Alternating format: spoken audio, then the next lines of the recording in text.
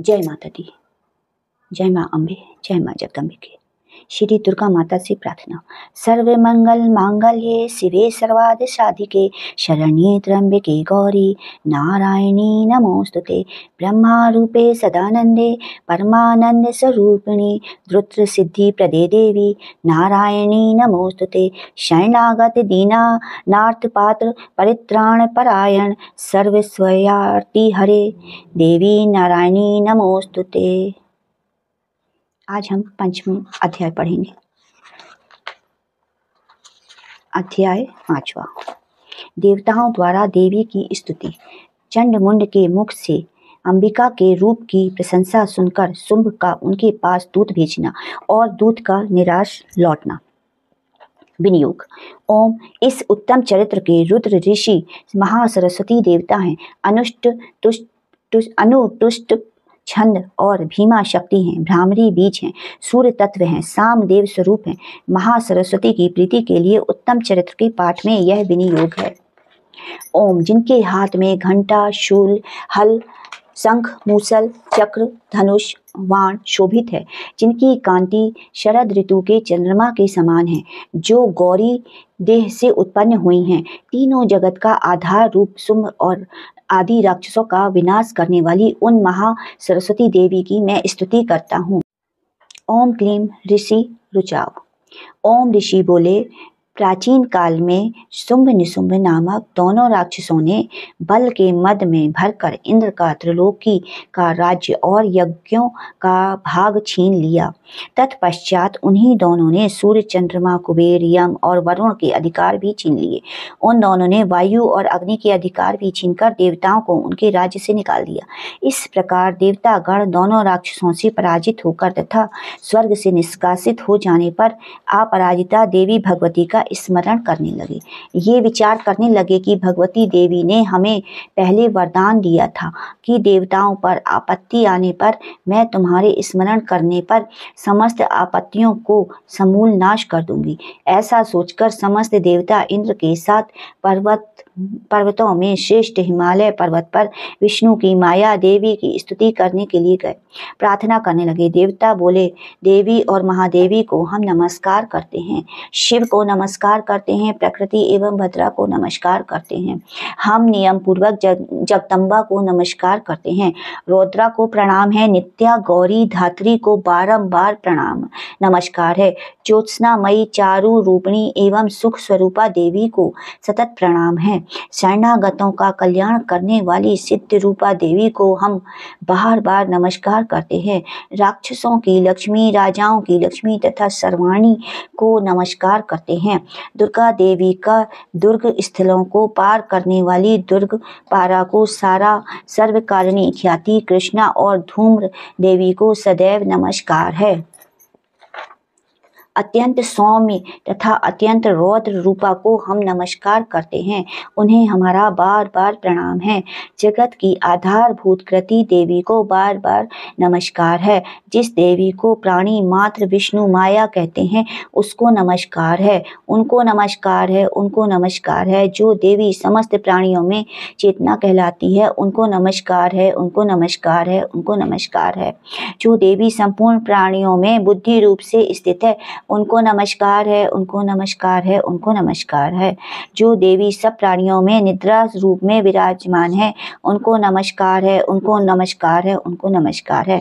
जो देवी सब प्राणियों में क्षुधा रूप से विराजमान है उनको नमस्कार है। उनको नमस्कार है। उनको नमस्कार है। जो देवी संपूर्ण प्राणियों में छाया रूप में स्थित है उनको नमस्कार है। उनको नमस्कार है। उनको नमस्कार है। जो देवी सब प्राणियों में शक्ति रूप में स्थित है उनको नमस्कार है। उनको नमस्कार है। उनको नमस्कार है। जो देवी संपूर्ण प्राणियों में तृष्णा रूप में स्थित है उनको नमस्कार है। उनको नमस्कार है। उनको नमस्कार है। जो देवी सब प्राणियों में क्षमा रूप में स्थित है उनको नमस्कार है। उनको नमस्कार है। उनको नमस्कार है। जो देवी सब प्राणियों में जाति रूप में स्थित है उनको नमस्कार है। उनको नमस्कार है। उनको नमस्कार है।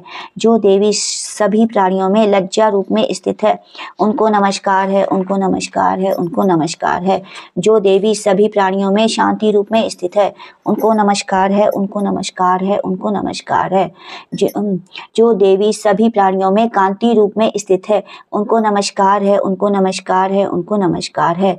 जो देवी सभी प्राणियों में लक्ष्मी रूप में स्थित है उनको नमस्कार है, उनको नमस्कार है, उनको नमस्कार है। जो देवी समस्त प्राणियों में वृत्ति रूप में स्थित है उनको नमस्कार है, उनको नमस्कार है, उनको नमस्कार है। जो देवी सभी प्राणियों में स्मृति रूप में विराजमान है उनको नमस्कार है, उनको नमस्कार है, उनको नमस्कार है। जो देवी समस्त जीवों में दया रूप में स्थित है उनको नमस्कार है, उनको नमस्कार है, उनको नमस्कार है। जो देवी समस्त प्राणियों में तुष्टि रूप में स्थित है उनको नमस्कार है, उनको नमस्कार है, उनको नमस्कार है। जो देवी समस्त जीवों में मातृ रूप में स्थित है उनको नमस्कार है, उनको नमस्कार है, उनको नमस्कार है। जो देवी सब जीवों में भ्रांति रूप में स्थित है उनको नमस्कार है, उनको नमस्कार है, उनको नमस्कार है। जो देवी सभी प्राणियों में इंद्रियों में अधिष्ठार्थी है उसी प्रकार सब में व्याप्त है उस देवी को बार बार नमस्कार है। जो देवी चैतन्य रूप से इस संपूर्ण जगत संसार में व्याप्त करके स्थित है उनको नमस्कार है, उनको नमस्कार है, उनको नमस्कार है। पूर्व काल में देवताओं ने अपना अभीष्ट फल पाने के लिए जिस देवी की प्रार्थना करी और देवराज इंद्र ने बहुत दिनों तक जिसका सेवन किया वह कल्याण की साधना भूता ईश्वरी हमारा कल्याण और मंगल करे और सारी विपत्तियों को नष्ट कर डाले। राक्षसों द्वारा पीड़ित हम सब देवता उस परमेश्वरी को इस समय प्रणाम करते हैं जब तथा जो भक्ति पूर्वक स्मरण करने पर तुरंत ही सब विपत्तियों को नष्ट करने की क्षमता रखती है वह जगदम्बा इस समय हमारा मंगल करके हमारी सब विपत्तियों को दूर करे। महर्षि मेघा बोले, हे राजन, इस प्रकार सब देवता देवी की स्तुति कर रहे थे। उसी समय देवी पार्वती गंगा में स्नान करने आई और उस समय सुंदर भुवों वाली पार्वती जी ने देवताओं से कहा कि आप लोग इस समय किसकी स्तुति कर रहे हैं तथा उनके शरीर कोश से प्रकट होकर शिवा बोली कि हे देवता, शुंभ दैत्य द्वारा निष्कासित एवं संग्राम में निशुंभ दैत्य को पराजित करते हुए सब मिलकर मेरी स्तुति कर रहे हैं। पार्वती जी के शरीर कोश में उसी समय अंबिका देवी प्रकट हुई जो समस्त लोकों में कौशिकी के नाम से प्रसिद्ध हुई। जिस समय पार्वती जी के शरीर कोश में अंबिका देवी प्रकट हुई उस समय से पार्वती जी का शरीर काले रंग का हो गया और तब उनका नाम कालिका पड़ गया और वह हिमालय पर निवास करने चली गईं। फिर शुंभ और निशुंभ के दूत चंड मुंड वहां आए और उन्होंने परम मनोहर रूप वाली अंबिका देवी को देखा। चंड मुंड शुंभ निशुंभ के पास जाकर बोले, हे महाराज, एक सुंदर स्त्री हिमालय को प्रकाशित कर रही है। हे आश्चर्य, हमने उस जैसी परम सुंदर स्त्री को अब तक नहीं देखा, इसलिए यह मालूम करना चाहिए कि वह कौन है और किसकी है। वह स्त्री सब स्त्रियों में रत्न है। वह अपनी कांति से दसों दिशाओं को प्रकाशित कर रही है।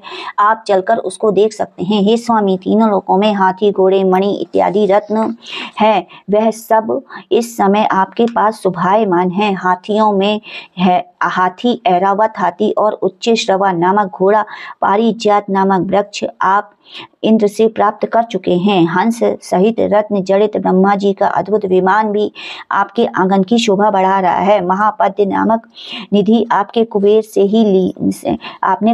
ही ली है। समुद्र ने आपको किनी नामक की माला प्रदान करी है जिसके कमल कभी नहीं मुरझाते हैं। सोने की वर्षा करने वाला वरुण का छत्र भी आपके पास है। रथों में श्रेष्ठ प्रजापति का रथ भी आपके पास है। हे असुर, मृत्यु से उत्क्रांतिदा नामक शक्ति भी आपने छीन ली है तथा वरुण का पाश भी आपके भाई निशुंभ के पास ही है।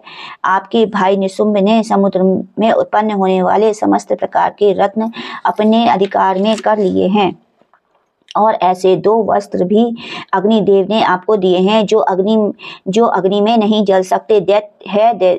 हे दैत्यराज, इस प्रकार सारी रत्न रूपी वस्तुएं आप संग्रह कर चुके हैं, तो फिर आप इस कल्याणमयी स्त्री में रत्न रूप अनुपम स्त्री को भी क्यों नहीं ग्रहण करते। ऋषि बोले, चंड मुंड के वचन सुनकर शुंभ ने सुग्रीव नामक राक्षस